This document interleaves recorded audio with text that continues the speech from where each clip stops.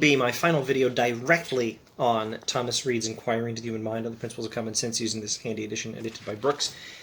To finish the series, I may need one or two more videos referencing a different book by Reid to help to clarify a few things in Reid's philosophy that didn't come up directly in this particular video, in this particular series.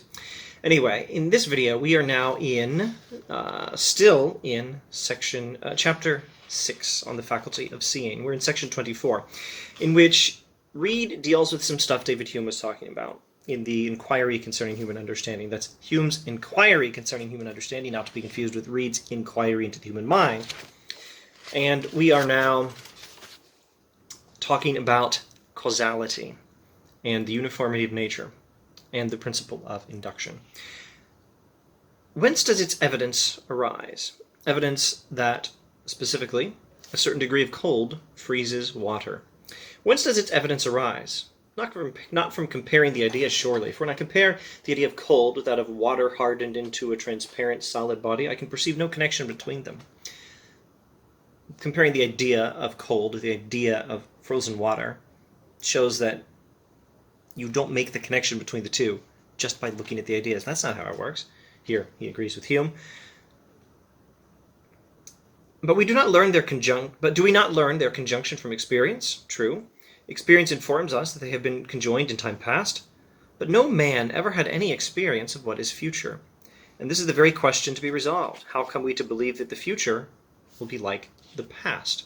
So here again, he's doing the same things David Hume did. How do you know that one thing causes another? Well, in a sense, technically, you learn it from experience.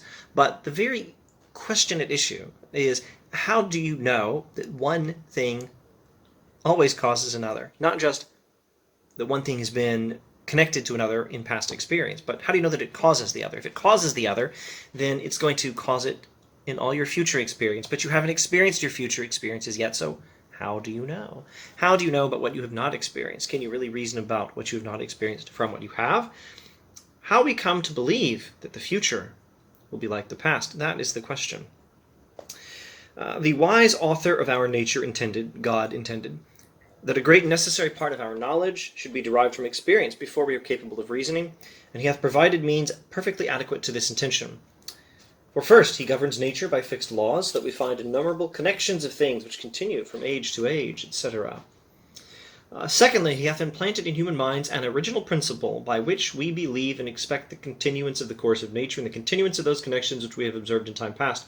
It is by this general principle of our nature that when two things have been found connected in time past, the appearance of the one produces the belief of the other. We believe that the future will resemble the past. We believe in causality, concluding that certain things cause other things from experience on the basis of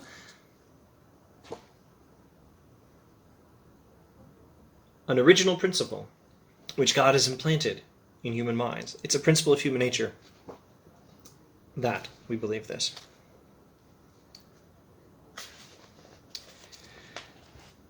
However, we agree with the author of the Treatise of Human Nature, that is to say David Hume, in this, that our belief of the continuance of nature's laws is not derived from reason. It is an instinctive prescience of the operations of nature, very like to that prescience of human actions which makes us rely upon the testimony of our fellow creatures. And as without the latter we should be incapable of receiving information from men by language, so without the former we should be incapable of receiving the information of nature by means of experience. We agree with David Hume that we don't believe in causality, the uniformity of nature, and the principle of induction. We don't believe that the future will resemble the past and that one thing causes another solely on the basis of experience, and we don't believe it by reason. As such, it's not a conclusion of reason, it's more a foundation for inductive reasoning, by which we learn about the world. Well, why do we believe it then? It's an instinctive belief, an instinctive prescience of the operations of nature. And it's very like the same pre-knowledge of human actions which makes us rely upon the testimony of our fellow creatures. And without the testimony of other people, we would be incapable of receiving information from other people. Consider science. This is an important point. Science depends on learning from what other people say. Human testimony is an essential source of knowledge for science to work. Now, in theory, you could do some science without relying on testimony at all, but since science depends on repeatable experiments, you'd have to do the experiments by yourself and not trust anyone who said that the experiments had turned out in a certain way, and you'd have to do them multiple times. And your hard work would be useless unless someone else had the sense you lacked. You have to trust someone.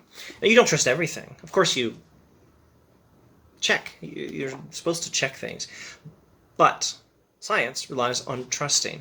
And if I have any scientific knowledge, me not being a scientist, it depends entirely on trusting what the scientists say. And the scientists trust each other to a certain extent. They don't trust each other to be infallible.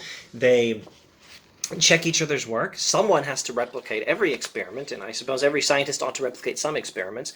But it doesn't do any good if even the scientists don't trust each other, at least some of the time, when they say to each other, I did this thing, I observed this thing, this other thing happened. I boiled water by, technically that's the conclusion of the experiment. The raw data of the experiment is I turned the temperature up to a certain number of degrees, about 100 Celsius, and lo and behold, the water started boiling.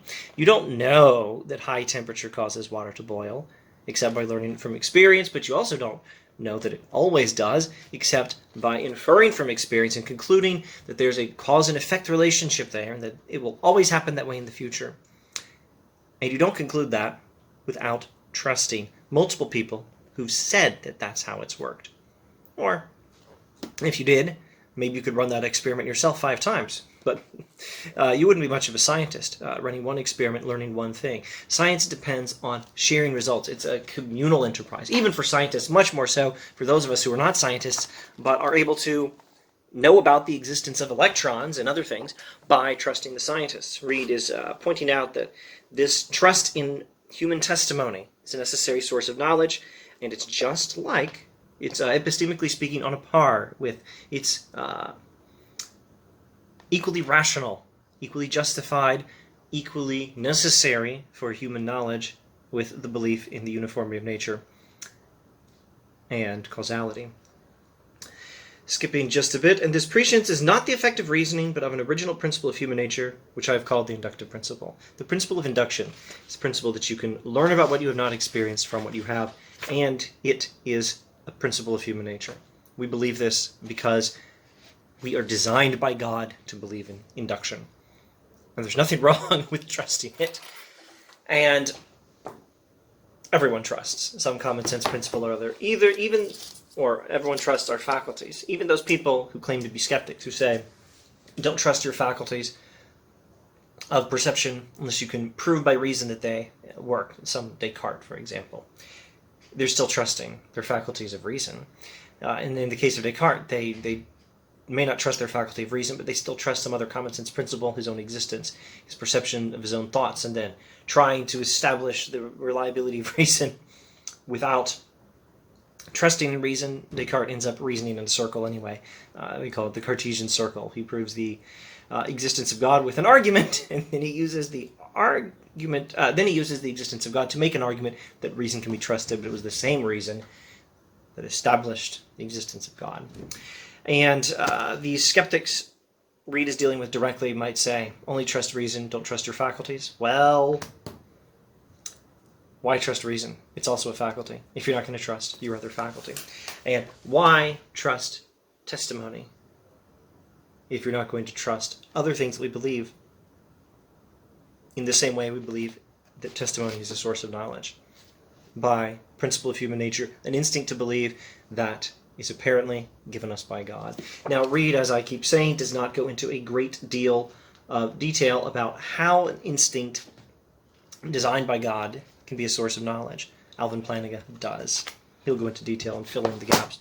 Okay, now, this video is just giving 1 or 2 extra common sense principles. I think we'll need at least one more video to clarify what are the other common sense principles and get a more useful overview of the common sense principles in Reid. But for that, we're going to look at a different text. See you then.